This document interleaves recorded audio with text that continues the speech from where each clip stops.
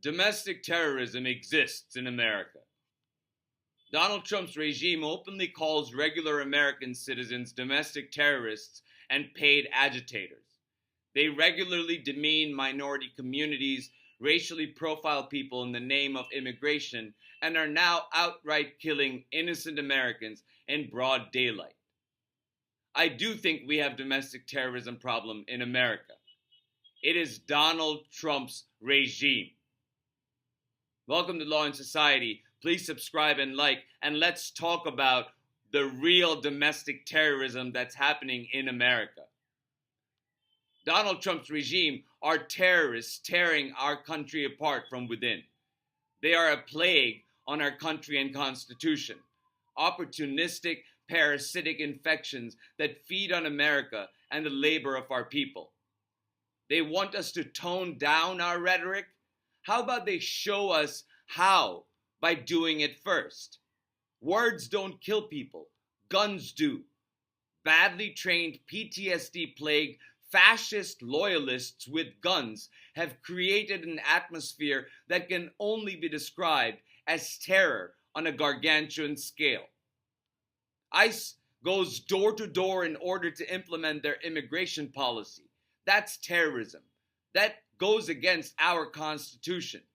In America, law enforcement have no business prying into people's private lives.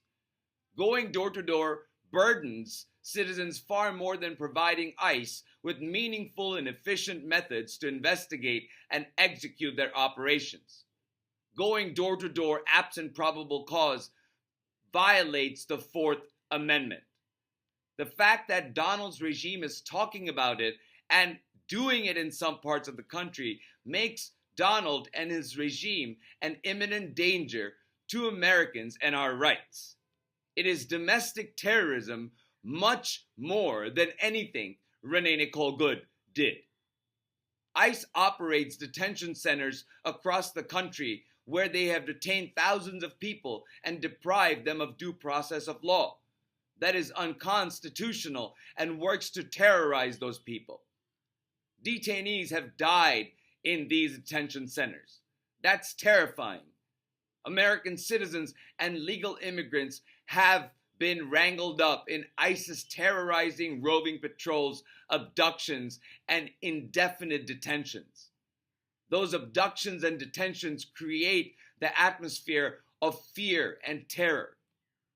Donald Trump's regime has no regard for the Constitution or our individual rights. His deputies regularly terrorize minorities and marginalized communities. That is terror meant to sow fear and chill people from protesting. That is stochastic terror. Depriving Americans of their basic safety nets is again domestic sabotage and terrorism. Withholding funds appropriated by Congress is constitutional terrorism.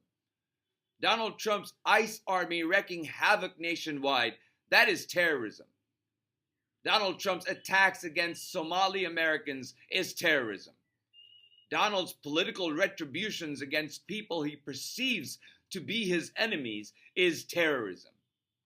His threats against Jack Smith are terrorism. His firing of career prosecutors who worked on his criminal cases with Jack Smith is despotic terrorism. Every time Donald targets somebody, be it Ilhan Omar or Judge Chutkan or Jack Smith, they get death threats. That is textbook stochastic terrorism. Lying to the American people about the economy is economic terrorism. Sabotaging America's economy by destroying our trade relationships is economic terrorism. Investigating the Federal Reserve is also economic terrorism. Abducting foreign leaders and openly changing regimes in other countries is imperial terrorism. Saying that America will start nuclear tests again is a grave threat of global nuclear terrorism.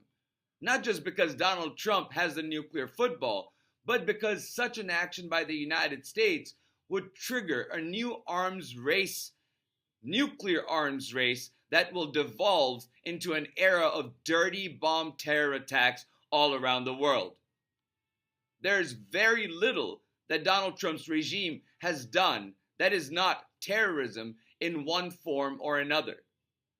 So for them to turn around and call peaceful protesters and regular civilians domestic terrorists doesn't just display a lack of self-awareness, but also a high degree of malice.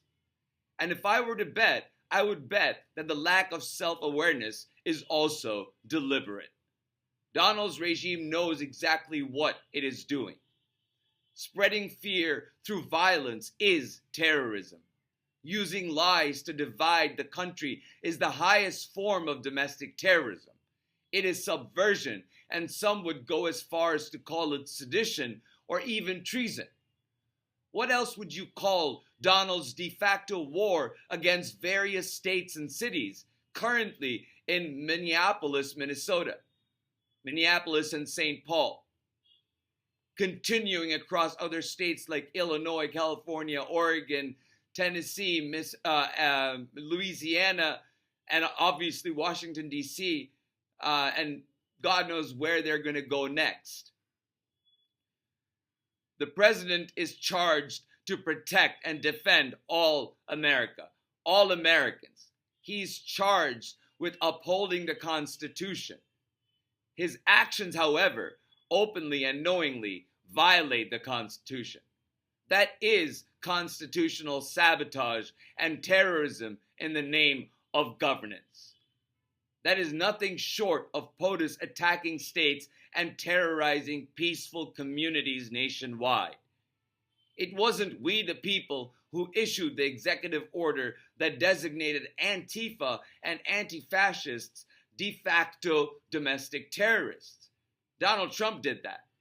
He says anti-fascists are domestic terrorists. What does that make Donald Trump? And what is that if not an insult to the memory of our heroes who fought and died to defeat fascism in World War II? America was the apex anti-fascist country after World War II. To be a thriving democracy means that you are inherently anti-fascist. But in Trump's iteration of America, most Americans are fascists, and all anti-fascists are domestic terrorists. Or as Donald Trump and his posse are fascists, and they view most Americans as their enemies, because we the people are the only thing that obstructs the path of their greed, cruelty, and corruption. I think the latter makes more sense. The latter is what Donald Trump's actions also indicate. He is enriching himself and those close to him. He's empowering those who believe his anti-fascists are domestic terrorists narrative to attack Americans. Again and again, his regime has divided Americans and targeted communities and broad swaths of the American people. Immigrants are evil. Homeless and mentally ill will be committed into involuntary confinement. Anti-fascists are domestic terrorists. These are the premises upon which Donald Trump has rested the reason for his ever-growing police state, a terrorist police state. So yeah, there is domestic terrorism in America, but it isn't where Donald Trump wants you to believe it is.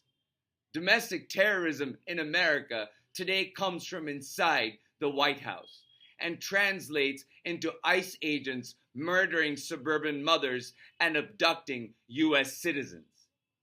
Push back against this terror and urge others to open their eyes and become aware of the imminent danger we're all in with Donald Trump in the White House. Thank you so much for listening. Please remember to like and subscribe, and I'll talk to you soon.